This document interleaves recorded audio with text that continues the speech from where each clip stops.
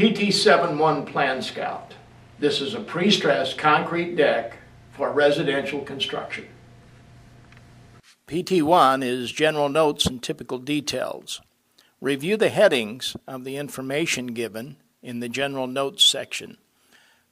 This architect uses a generic first page including details that are general to all of his pre-stressed concrete decks, so all of the information given and details shown are not specific to this set of plans.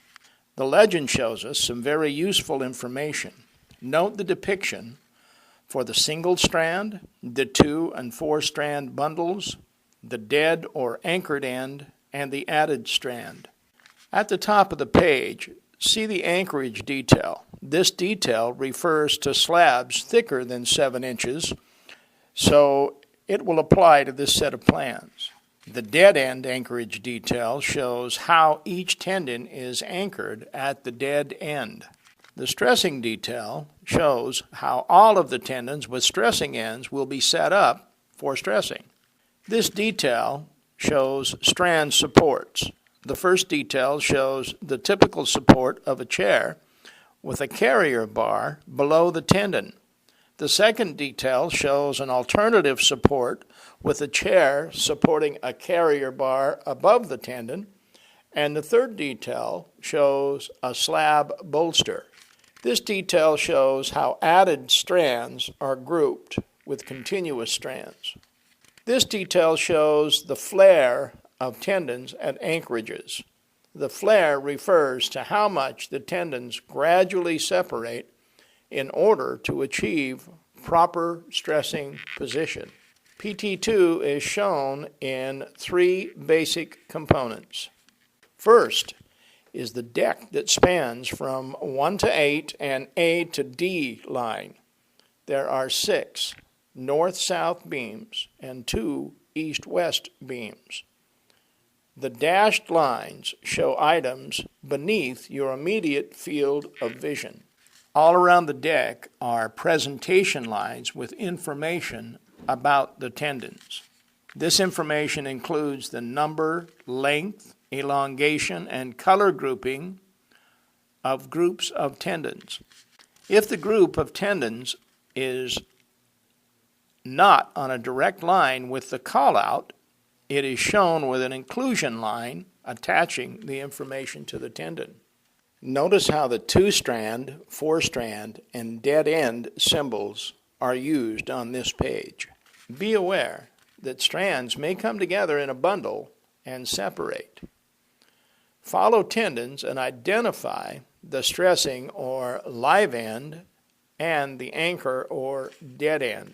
The deck openings are depicted by the X'd out areas. The upper right corner of PT2 is the beam display, which shows the CGS of a beam and the length and number of tendons in a beam.